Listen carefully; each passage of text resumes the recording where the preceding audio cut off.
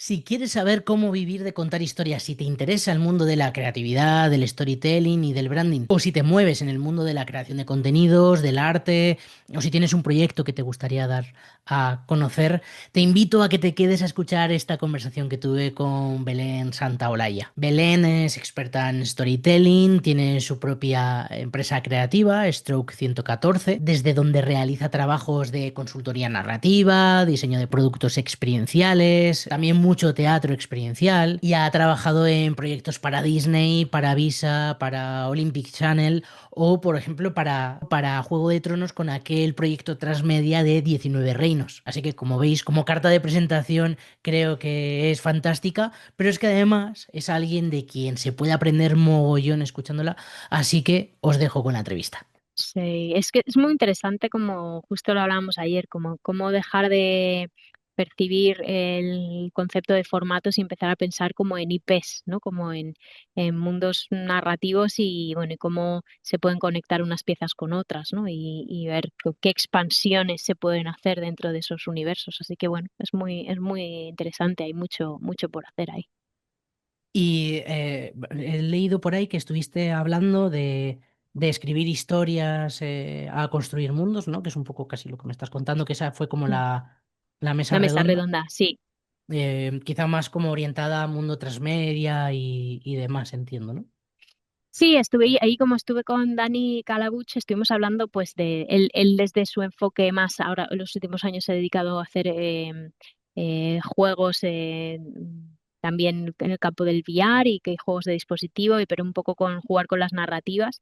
Y yo pues hablando desde el ángulo de las experiencias inmersivas, tanto escénicas como digitales y bueno, pues un poco lo que venimos haciendo en los últimos años. Sí. Y luego la parte de storytelling, de cómo vivir de contar historias, ¿no? Que está un poco ya más ligada también incluso a tu aceleradora, ¿no? Exacto, eso es ya justo lo que hacemos más en la aceleradora y es como usar todas esas herramientas pues para poder vivir de esto, que al final es un poco lo que todos buscamos, ¿no? Que es un poco lo que me pasa siempre después de todos los eventos, siempre se me acerca a la gente y me dice, pero tú cómo has conseguido vivir de esta fricada, ¿no? Y al final pues mucho de lo que nos pasa a los creadores es que no contamos lo que hacemos, o sea, nos sumergimos en crear lo que hacemos, pero luego no visibilizamos bien lo que hacemos y creo que es necesario que tengamos las herramientas pues para que podamos seguir haciéndolo, ¿no? Para que podamos seguir creando, ¿no? Que al final esa es la lucha. Súper chulo.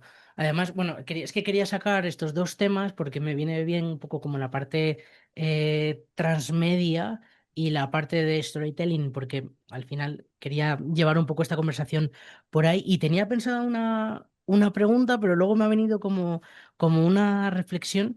Y yo sé que en la aceleradora no solamente trabajas con creadores, también trabajas con bueno, gente que tiene su propia marca personal, empresas y demás.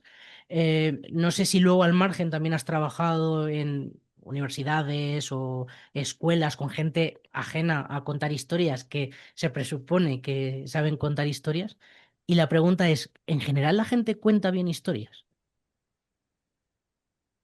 En general, la gente no le da valor a su propia historia y por tanto no la cuenta. No es que no las sepamos contar, porque casi de manera intuitiva todos sabemos contar historias. Lo que pasa es que a todo el mundo le parece que su historia no es lo suficientemente interesante para los demás. Entonces hay que hacer como ese ejercicio de pararse y mirar y entender qué material narrativo está dentro de nuestras propias experiencias, de nuestra propia vida y dotarle de esa estructura narrativa como manera de visibilizar lo que hacemos, de ser memorables, de conectar con el otro, de crear comunidad. Al final nos pasa eso, ¿no? Que no terminamos de verle valor a nuestra historia y nos dejamos como asombrar por las historias de los demás, ¿no? Cuando nosotros mismos ya hemos creado bueno, ya hemos vivido muchas cosas y es además eso lo que nos hace diferentes al resto, ¿no? Y es nuestro valor diferenciador. Así que sí, no es tanto el no tener las herramientas, que también no todo el mundo las tiene, sino que muchas veces es cuesta verle el lado interesante y sacarle el jugo a lo que ya has vivido. Tenía un poco esa percepción también, porque, bueno, por supuesto hay gente que tiene como un don innato, ¿no? Para contar historias sin haber tenido incluso recursos para aprender, pero simplemente les sale. Y luego en general creo que sí que somos capaces de contar bien como historias ajenas, o como cosas que nos han pasado tangencialmente, pero el momento de hablar de nosotros mismos es cuando nos hacemos pequeñitos y de repente la historia no nos parece tan interesante, quizá porque nos la tenemos tan contada que también nos aburre. Y de aquí venía la primera pregunta que sí que quería hacerte, que tiene que ver con estos dos conceptos de los que hablábamos antes, y es que tengo la sensación de que ahora estamos todo el mundo contando historias a todas, en todo momento, y que el storytelling y el término también transmedia es como que todo el mundo ahora lo tiene en la boca y no sé si es positivo, si no, es un poco raro porque creo que a veces se habla de ello tampoco sin saber mucho, y no sé si es también una percepción mía de sesgos de mi algoritmo o si tú también lo compartes. Bueno, creo que están como en momentos distintos, según mi percepción. El concepto de transmedia, hace ya más de 10 años como que se viene utilizando y que pegó el boom. Y creo que hubo un momento en el que ya todo era transmedia y de convertirse todo en transmedia ya al final nada era transmedia, ¿no? Al final la necesidad de ponerle la etiqueta casi por añadir un valor diferenciador a un proyecto, pues hacía que se confundiera qué es realmente transmedia, se ha etiquetado como transmedia cosas que no lo son y pues ahí ha generado un poco de confusión con además que creo que ha evolucionado tanto el consumo de contenidos que hay ya casi una percepción nativa transmedia de muchos de los contenidos y de las historias que ahora ya se cuentan, ¿no? Casi como que ya se da casi por hecho, ¿no? Claro, Que los proyectos, las historias tienen como ese componente. Ahora, el storytelling en sí mismo es que siempre ha estado ahí y siempre va a estar, ¿no? Es que es tan humano y es tan inherente a nosotros que es inevitable que esté en las conversaciones. Quizá en los últimos años hemos sido como más conscientes desde el punto de vista del marketing, se ha empezado a usar más y sobre todo se ha empezado a darle valor en este ecosistema de contenidos tan ingente que tenemos ahora, ¿no? Que al final es este océano en el que nos estamos sumergiendo, ¿no? Y el storytelling es esa herramienta tan valiosa como para articular lo que queremos decir y para atraer la atención, porque al final es también lo que se necesita, ¿no? En todas estas, en todos estos estímulos que vamos recibiendo.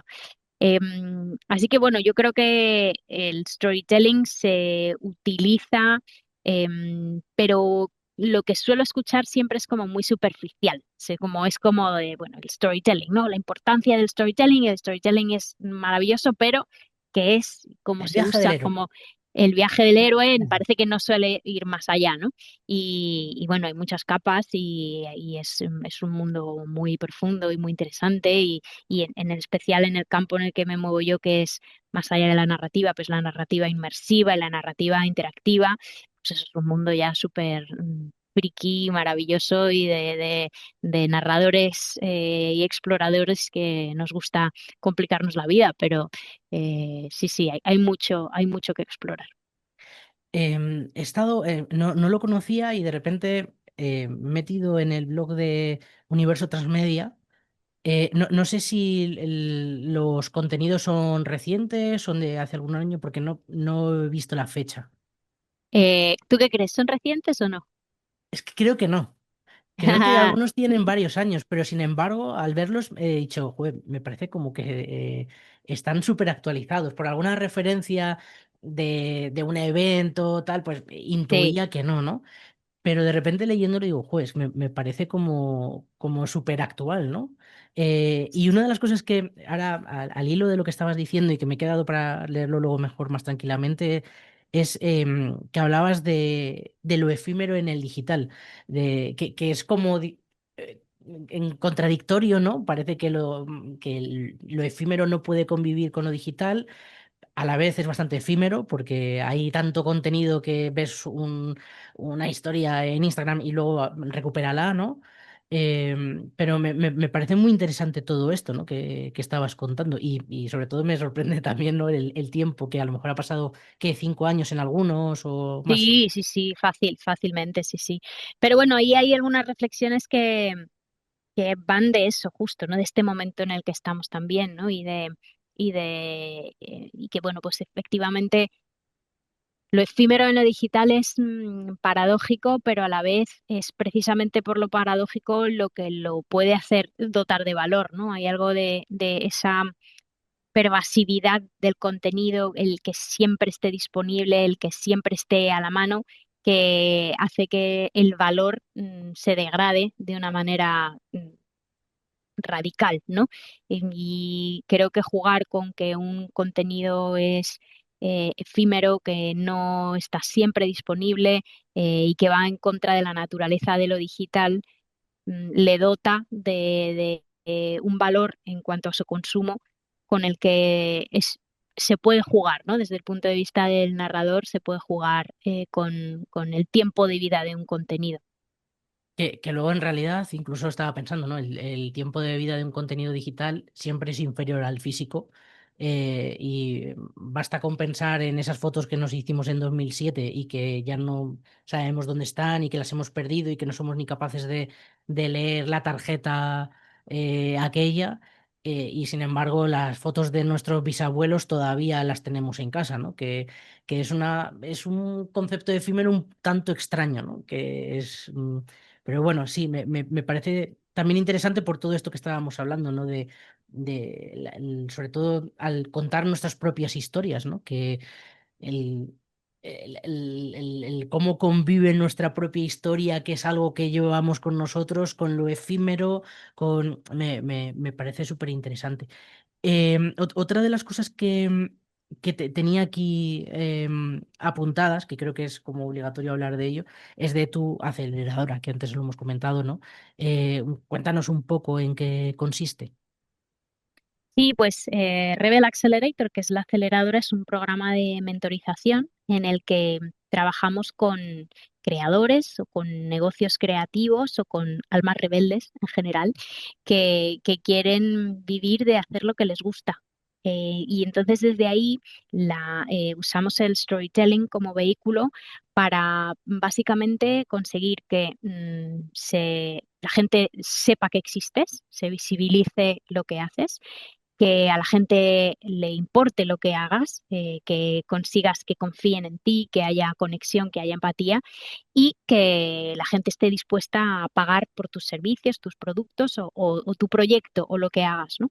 Entonces, en estas tres vías están atravesadas por el storytelling al final, ¿no? El storytelling es una herramienta tanto como para organizar el relato propio, como para transmitírselo a los demás, para que los demás vean valor a lo que hacemos, para que confíen en ti, para que lo que tú tienes que ofrecer les ayude a visibilizar una transformación en ellos mismos. Hay muchas herramientas que usamos desde el storytelling que ayudan a que al final podamos vivir de lo que hacemos, ¿no? Porque lo que nos pasa a muchos creadores es que nos gusta mucho crear, como es obvio, y no tenemos articulado una estrategia, un sistema, ¿no?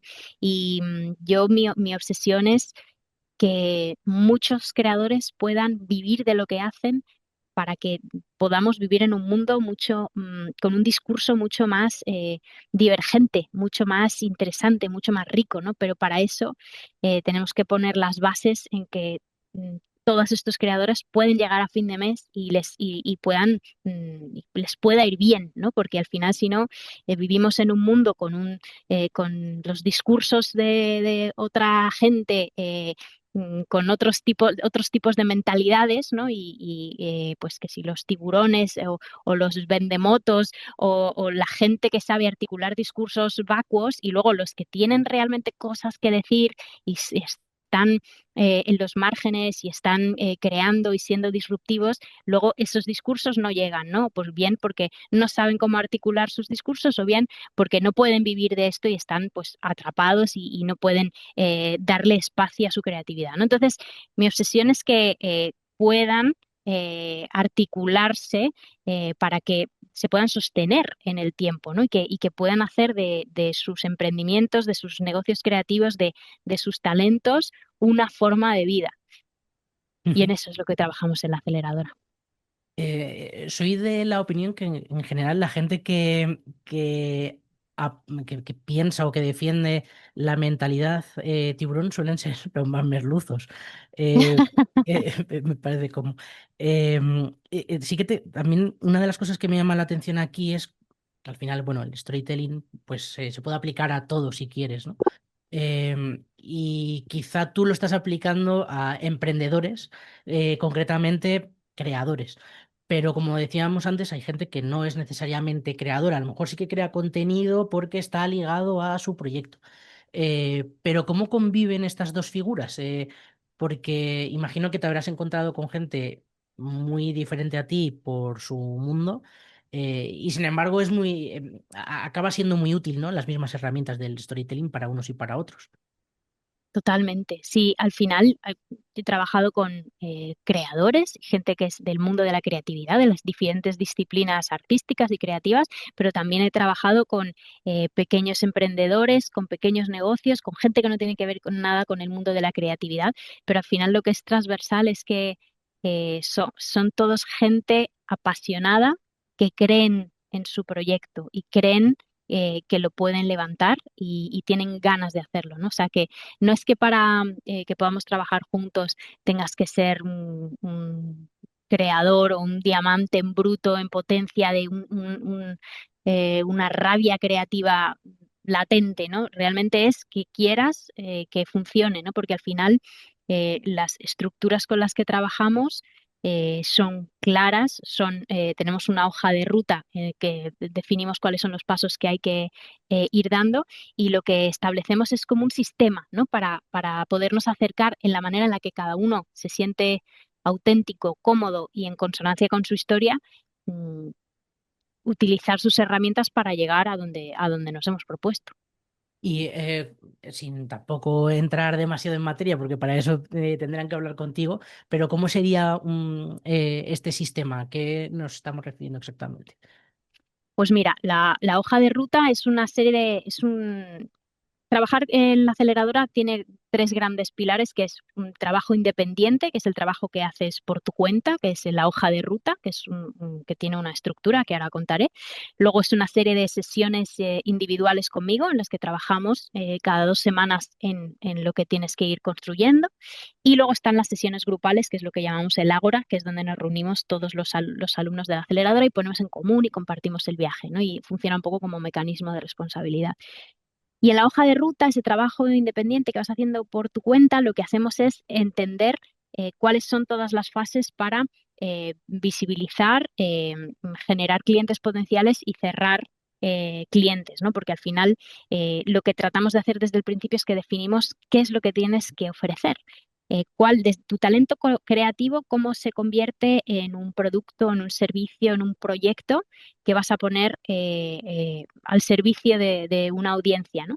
Y desde ahí trabajamos para entender cómo lo vamos a comunicar, desarrollamos una estrategia de comunicación, desarrollamos una estrategia de generación de clientes potenciales, trabajamos, entrenamos cómo enfrentarnos a vendernos, que nos cuesta mucho a los creadores, y cómo generar y cerrar clientes. O sea, que hacemos como todo un análisis de cómo convertimos todo este talento que yo tengo en un sistema, en algo a lo que pueda ir de manera recurrente y que al final materialice lo que a mí me gusta hacer, pero de una manera que se pueda sostener en el tiempo. Luego, en todo esto entiendo que entra una cosa que me he apuntado porque lo he visto alguna vez en tu Instagram, que es la tabla periódica, que me parece como de repente una herramienta muy chula, ¿no? De storytelling para entender algunos tropos, algunos conceptos básicos, ¿no? Que pueden ser útiles para luego utilizarlo, ¿no? En tu propia comunicación. Eh, ¿cómo, de repente cómo llegas a que se te ocurra, "Joder, voy a llevarlo a la tabla periódica", que me parece muy, muy chulo? Pues me encantaría decir que esa es idea mía, pero no lo es. La tabla periódica no es mía. La tabla periódica está desarrollada a partir de una base de datos que se llama TV Tropes, que es una Ujú. base de datos de todos los tropos narrativos que existen, ¿no? Una base de No lo datos al conocía. estilo Wikipedia comunitaria. Y básicamente en TV Tropes lo que se hace es como almacenar todos esos lugares comunes, pequeños elementos de historia que se repiten en múltiples formatos que todos hemos visto, animes, cómics, películas, series, libros. Lo que hace esta base de datos es decir, bueno, este tropo lo has visto en todas estas historias, en todos estos elementos, ¿no? Y lo descompone, los vincula unos con otros. O sea, que es una manera de entender cuáles son los ingredientes de las historias, casi los elementos más pequeños en los que se pueden descomponer las historias, ¿no? Y la tabla periódica es una visualización de esos tropos en la que pues, haciendo pues, referencia a lo que es una tabla periódica química, se juega con esa idea de los tropos y se los muestra como si estuvieran, bueno, como se vinculan entre sí, se agrupan pues por roles de los personajes, tipos de conflicto. Bueno, pues es una manera y una herramienta fantástica, sobre todo cuando estás bloqueado, quieres contar una historia. En TV Tropes, en esa base de datos hay un botón que es un botón de random trope, con lo cual te genera un tropo aleatorio, entonces tienes que ver si eso lo puedes integrar en tu historia. Es una herramienta creativa que ayuda a contar historias. Ostras, no la conocía, me parece súper chula. Que sí que conocía la de contenidos, que a veces se utiliza, por ejemplo, en branded content, ¿no? Que sería como parecido, ¿no? Pero en cuanto a contenidos, si son digitales, si no, pero no conocía la de los tropos. Me parece, la verdad es que me parece una idea muy guay. Resérvate Eh, un par de horas esta tarde porque eso es porque voy un a estar rabbit ahí. hole enorme, ¿sabes? Eso no tiene fin. Me lo imagino. Luego también tenía por aquí apuntado la Stroke 114, que no sé si también tiene que ver bastante con mentes rebeldes, ¿no?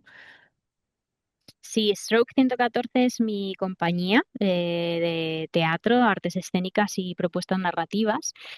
La creamos junto con mi socio y mi compañero de vida, Rodrigo de la Calva, y desde ahí es de donde hemos trabajado diferentes proyectos narrativos, inmersivos, muchas veces vinculados con las artes escénicas, en las que, bueno, exploramos nuevas maneras de hacer que el espectador se convierta en protagonista de la historia.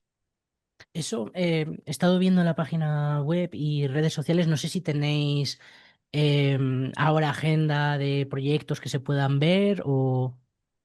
Ahora mismo no tenemos nada en gira, tenemos los proyectos que tenemos ahora mismo están como en fase de financiación, los Ujú. próximos proyectos en fase de preproducción y financiación, pero el proyecto en el que más estamos metidos, que bueno, no está en la web, es un proyecto de una experiencia inmersiva, de una IP bastante conocida, pero que bueno, hasta que no se estrene no podemos decir nada.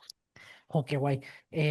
La verdad es que como propuesta, decir teatro inmersivo es un poco raro, porque me parece que ya el teatro es inmersivo per se, ¿no?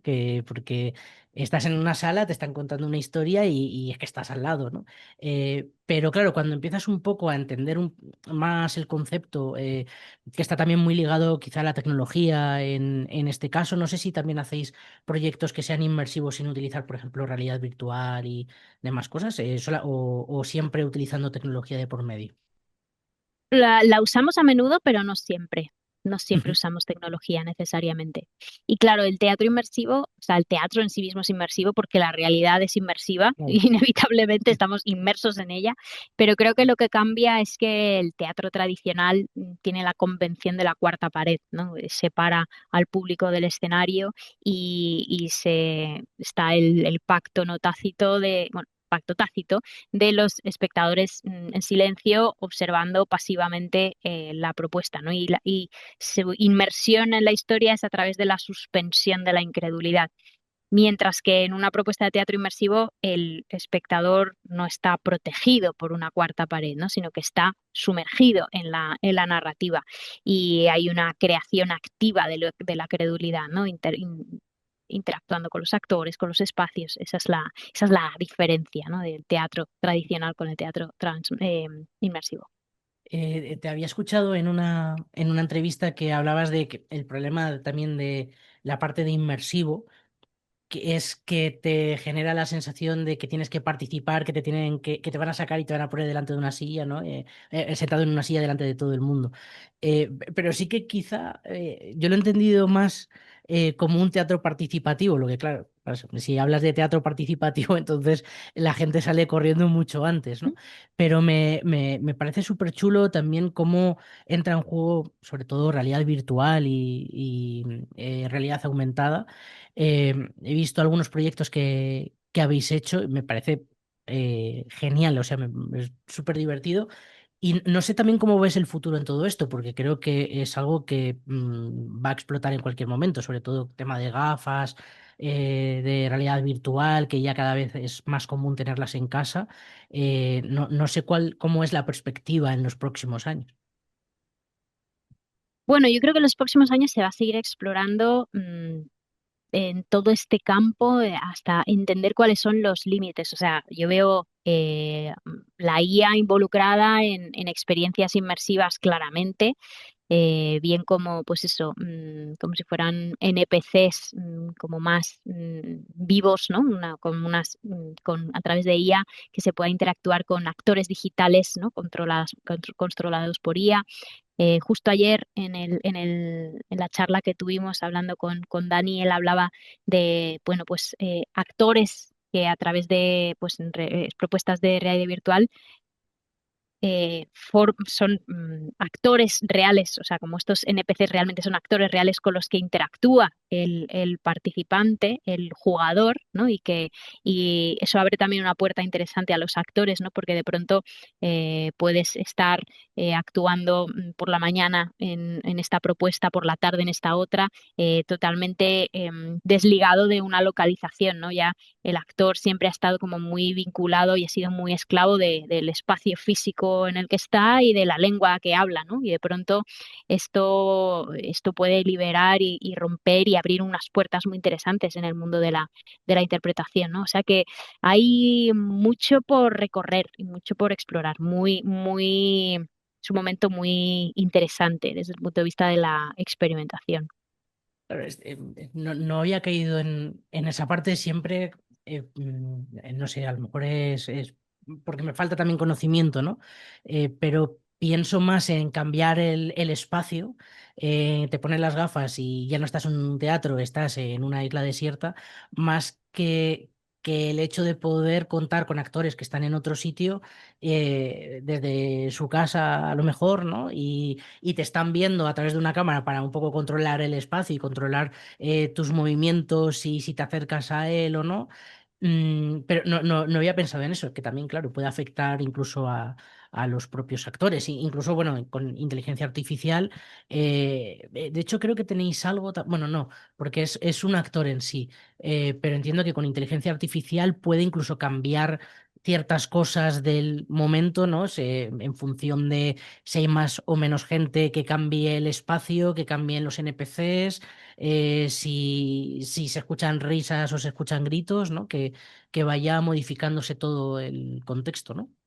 Creo que una de las cosas que facilita la IA es el grado de personalización, ¿no? Ahí eso es algo con lo que las experiencias inmersivas siempre se trata de que haya momentos de mucha personalización, ¿no? En Sleep No More, en Punch Drunk, que son estas compañías bueno, Punchline, que es esta compañía de teatro inmersivo clásica, siempre tiene un modelo de negocio que permite que entre mucha gente en sus espacios, pero tiene esos momentos que llaman esos one-on-ones, que es como que un actor te lleva a una habitación y tienes una experiencia personalizada con él, ¿no?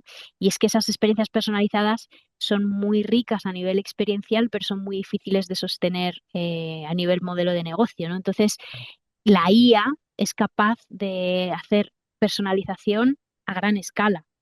Entonces, desde ahí, el nivel de personalización con el que se puede trabajar y a la escala a que se puede trabajar en una experiencia inmersiva es brutal, ¿no? Entonces, creo que desde ahí hay mucho que se puede investigar. En España, ¿cómo está de avanzado? Ya no digo el mercado, sino la exploración, porque imagino que será todo como bastante de explorar en los márgenes y industrialmente todavía con pinzas. Pues industrialmente es complicado porque mi percepción es que el público todavía no está ahí, o el público todavía no está demandando tanto o está tan familiarizado con este tipo de experiencias como puede ocurrir en ciudades de Estados Unidos o en Londres, ¿no? Que hay una masa crítica de gente que está más acostumbrada a consumir este tipo de experiencias y sobre todo está acostumbrado a pagar lo que cuestan este tipo de experiencias, ¿no? Porque al final son experiencias costosas, muy ad hoc, muy personalizadas. Entonces creo que el público todavía no está ahí, no hay esa demanda como para satisfacer los costes de una experiencia de este estilo. Y eso impide que todavía haya mucha industria y mucha profesionalización, ¿no? Pero creo que llegaremos, creo que va a llegar el momento, más pronto que tarde. Creo que, bueno, claro, tú también vienes ya del teatro desde hace muchos años, entonces esta parte quizá que tiene que ver más con la experiencia es de alguna forma más fácil, ¿no? Para contar historias, que si vienes a lo mejor de escribir novelas, que la forma de contar historias en el medio cambia mucho. Hay que hacer también un trabajo incluso mayor. Para contar este tipo de historias inmersivas porque creo que hace falta por lo menos muchísimos referentes, ¿no? Para saber lo que se puede contar y lo que no. Que a veces como que hay un bloqueo mental de no sé si esto se puede hacer, si no. ¿Cómo es ese proceso? Porque me parece también súper complejo. Bueno, yo creo que todo se puede hacer. O sea, hay como que partir desde ese sitio, ¿no? De todo se puede hacer. Ahora, no todo va a funcionar. Ese es el punto de partida. Y desde ahí, creo que en este tipo de proyectos lo que funciona es la prueba y error. Y porque cuando tú te enfrentas a crear una experiencia inmersiva o interactiva, te enfrentas a una caja negra que es el público, que no sabes cómo va a reaccionar, ¿no? No sabes, cuando tú estás contando una experiencia, una historia lineal o estás escribiendo una novela, te da igual lo que el público esté pensando o esté haciendo en ese momento, pero si yo hago una experiencia inmersiva en la que yo lanzo una propuesta, una mecánica de participación, el público o bien la toma o lo hace bien o lo hace mal o lo boicotea, no lo entiende, se abren muchas posibilidades de lo que el público puede hacer. Entonces, desde ahí hay que crear experiencias que tengan en cuenta todos estos factores, todas estas posibilidades, ¿no? De cómo el público podría reaccionar. Y la única manera de saber cómo el público reaccionaría a una experiencia inmersiva es probando, a ver qué pasa, ¿no? Entonces, desde aquí se hace mucho, se prototipa mucho, ¿no? Se generan muchos prototipos de baja resolución, se itera, se prueba con grupos beta para entender si la dinámica que tú has pensado va a funcionar o no, porque tú puedes diseñar lo que sea y tú pensar que en tu cabeza eso va a funcionar como un tiro, pero el día que tú lo pruebas y ves que la gente no hace lo que tú crees que iban a hacer, entonces, ¿qué? ¿No? ¿Cómo solucionas eso? Entonces es una manera de crear historias mucho más activa, más participativa, mucho más vinculada con el público mucho antes de que salga a la luz el producto final, ¿no? Necesita de ese feedback y de esa iteración y de estar abierto a ir adaptando a lo que ves que el público va haciendo con tu historia. Y además hay una cosa curiosa, yo no he podido trabajar en ese mundillo, pero sí que hace unos meses me tuve la suerte de tener a un profesor de tecnologías creativas y demás, y me pareció súper interesante. Y creo que hay algo muy artesanal en la forma de contar este tipo de historias, pese a que parece todo lo contrario, ¿no? Precisamente por esto, por el tener que probar, el ir otra vez hacia atrás, el vamos a probar esta otra tecnología. Es, claro, una artesanía totalmente distinta a la que estamos acostumbrados, pero tiene ese punto casi de artesanía. Ahí al hilo de esto, también otro de tus artículos, hablabas del storytelling inmersivo para la comunicación de marca. Em, claro, esto es clarísimo, ¿no? Y no sé, es que creo que me ha parecido ver que era como de hacia 2020, una cosa así, el artículo, no lo sé, ¿eh? pero un poco por referencias que he encontrado alrededor. Y de nuevo, me parece como súper adelantado, porque ahora lo leemos y dices, claro, storytelling inmersivo para las marcas, esto con las gafas de realidad virtual, este tipo de cosas, las marcas lo necesitan, tal. Em, y de nuevo, como que es algo que en realidad llevaba hablándose muchos años, ¿no? Que tampoco es algo que nos venga ahora a descubrir nada nuevo, pero es el punto de que de repente todo queremos que sea también inmersivo. Antes hablábamos de storytelling intermedia, ahora es inmersivo.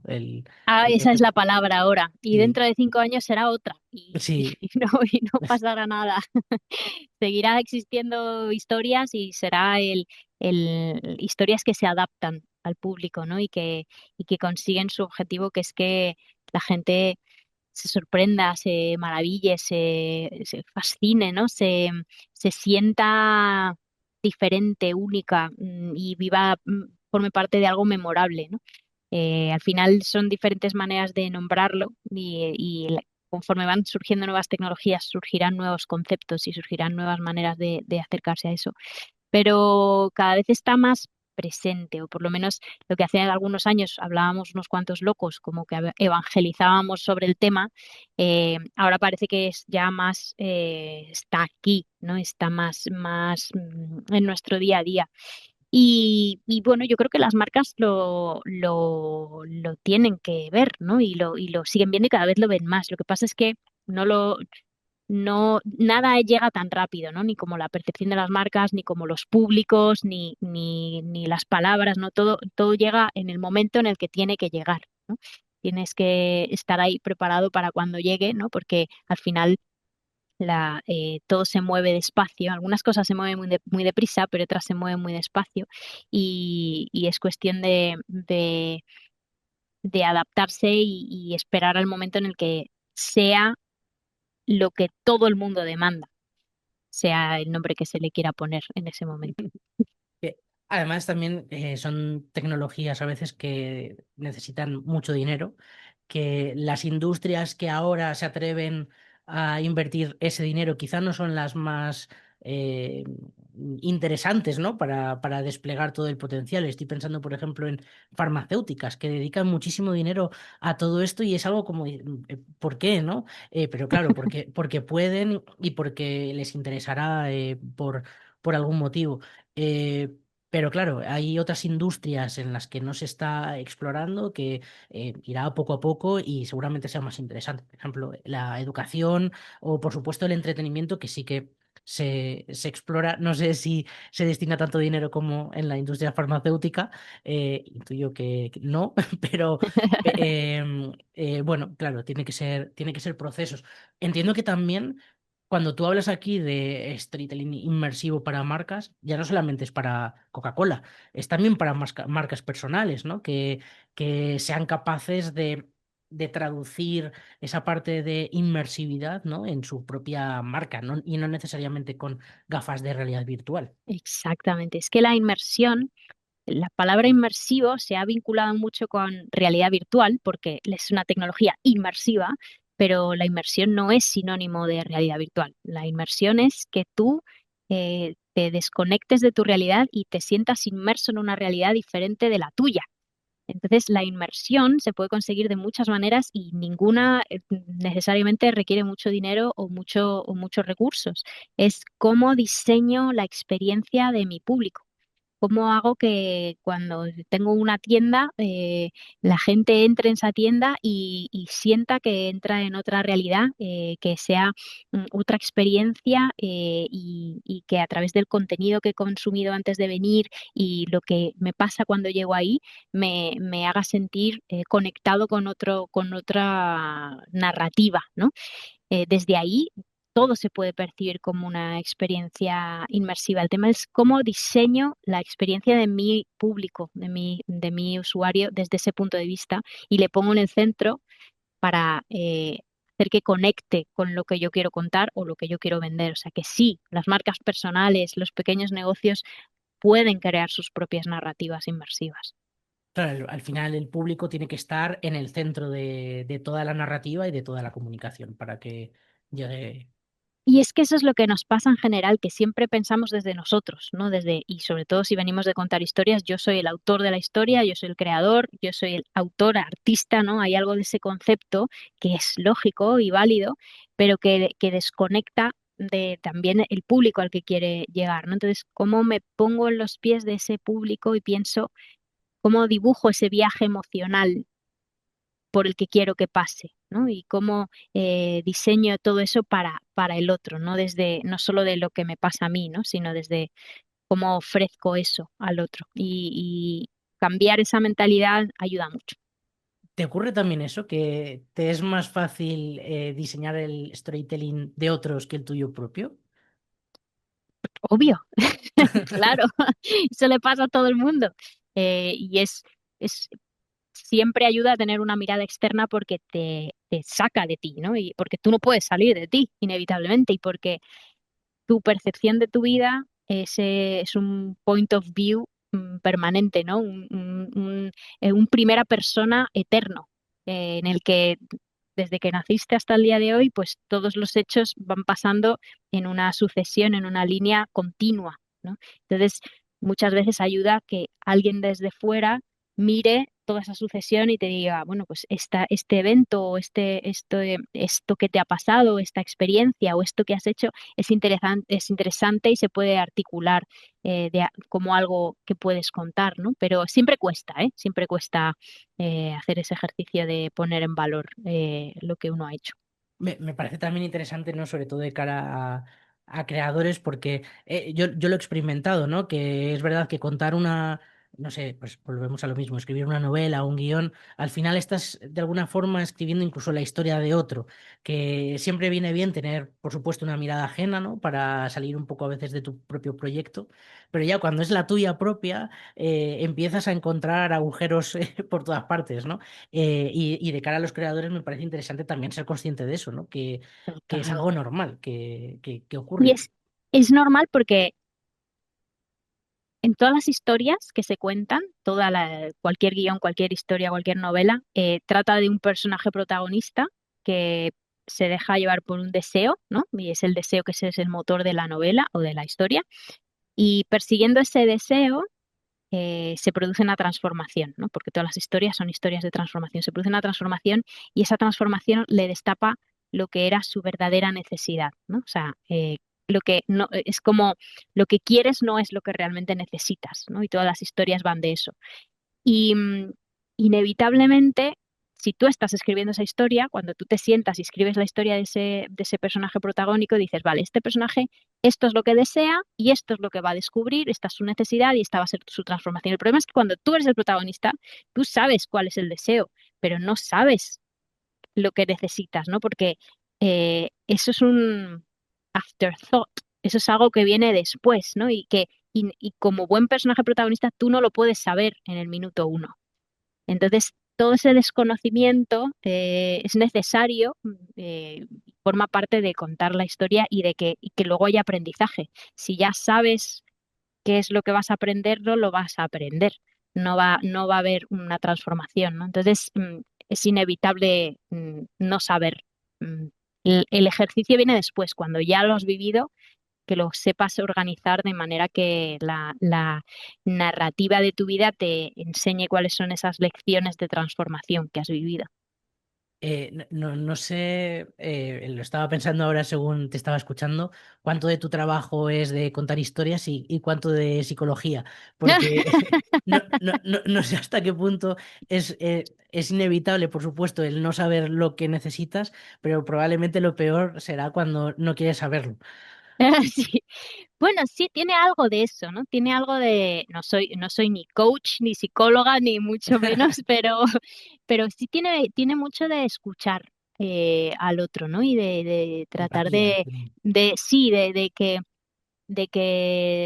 deje salir y que verbalice cosas, ¿no? Que le dé forma a su relato, ¿no? Y eso pues sí, es un proceso de crecimiento personal siempre. O sea, no es una cosa como muy técnica y muy estructurada y muy como de una herramienta muy básica que es el storytelling, pero a la vez viene de la mano de un zambullirse en lo personal y en las vulnerabilidades y demás, que es un proceso transformador en sí mismo, ¿no? Como de una cosa que parece como muy superficial y acaba siendo un viaje con todos los alumnos con los que trabajo muy interesante, ¿no? Porque de pronto se descubren a sí mismos de una manera que no se veían y de pronto trabajan y se exponen y se muestran desde otros sitios, ¿no? Entonces son muy valientes realmente, ¿no? Y hay un trabajo transformador porque de nuevo todas las historias son historias de transformación, ¿no? Entonces se exponen a una transformación y es muy bonito verlo, la verdad. Y es chulo además también el trabajo de mentor, ¿no? Que también como elemento de las historias. Total, el mentor, ese mentor del viaje del héroe tan importante, es un rol muy bonito que jugar, ¿no? Que muy cómodo también, porque obviamente no, no es tan incómodo como el del protagonista o como el héroe, pero es muy rico, la verdad que es muy bonito. Pues bueno, llevamos ya un buen rato aquí de charla. Siempre termino con una última pregunta, que en algún momento no sé si a lo mejor advertirla, porque sé que a veces pilla un poco con el pie cambiado, y es ¿por qué cuentas historias tú? ¿Cuál es el motivo por el que tú cuentas historias? Bueno, esta me la tengo entrenada. Sí, ya me imaginaba. Bueno, sí, esta es cuento historias porque cuando yo era pequeña, como todas las historias empiezan en la infancia, yo era hija única y bueno, yo me recuerdo escribiendo cuentos en casa, ¿no? Y yo no era una gran socializadora, ¿no? Me costaba mucho hablar con la gente, hacer amigas, amigos. Me recuerdo, de hecho, en el colegio, en el recreo, escribiendo poemas sobre la sequía, yo sola, era como, yo lo pienso ahora y digo, "Uy, pobre, qué triste", pero yo era muy feliz, estaba muy contenta, ¿no? Pero sí que es cierto que como que faltaba algo, ¿no? Ahí, ¿no? Y un poco más mayor, ya cuando tenía 13 14 años, me sumé a un grupo scout y eso para mí fue bastante transformador en cuanto al hecho de socializar y demás. Y en los scouts se hacen muchos juegos, muchas actividades, se preparan muchas historias, ¿no? Para los demás, para los niños, para la gente de tu patrulla. Y allí empecé como a crear juegos. Me gustaba muchísimo crear juegos para los demás, que recuerdo que eran bastante interactivos porque tenían sus retos, tenían sus acertijos, sus misiones, tenías que superar pruebas en un sitio, en otro, y eran temáticos. Recuerdo uno que hicimos en el Antiguo Egipto. Entonces, ahí había algo de crear experiencias para los demás que me ayudaba a conectar con los demás, ¿no? De hablar de las cosas que a mí me interesaban mediante el juego, mediante la participación, mediante el crear algo para el otro y ver cómo el otro disfruta y forma parte de algo, ¿no? Y yo creo que ahí es donde encontré que me gustaba contar historias y que me gustaba contar historias así, ¿no? Desde el juego, desde lo lúdico, desde la participación, desde encontrar quiénes somos haciendo, ¿no? Y jugando. Así que creo que fue ese el momento en el que encontré cómo quería contar historias. Y en el fondo al final conectar, ¿no? Que es básicamente esa necesidad quizá de la niña que escribía sola, de repente con las historias descubre que puede conectar Exacto, con otros, ¿no? exacto. Bueno, ejemplo práctico de cómo crear tu propio storytelling, ¿no? Y tu propia historia, Ahí ¿no? lo tienes. Sí. Genial. Pues bueno, sí que te quería pedir que nos digas cómo podemos localizarte, aunque luego lo pondremos en redes sociales, en YouTube y demás, pero por si alguien quiere, sobre todo que nos escucha desde la radio, que sepa cómo puede localizarte, contactar contigo. Pues mira, me podéis encontrar en Instagram o en TikTok como belén.storytelling. En ambos estoy con el mismo usuario, así que ahí voy generando contenido, hablando de estos temas y encantada de que nos encontremos por allí. Genial, pues nada, te voy a dar las gracias por este rato, ha sido súper interesante. Y bueno, pues estamos en contacto cuando me puedas contar sobre esta IP de la que estáis trabajando y demás, ya volveremos a hablar y te traeremos por aquí para que nos cuentes más. Y nada, muchas Perfecto. gracias. Gracias a ti, Sergio. Pues nada, nos despedimos, chao.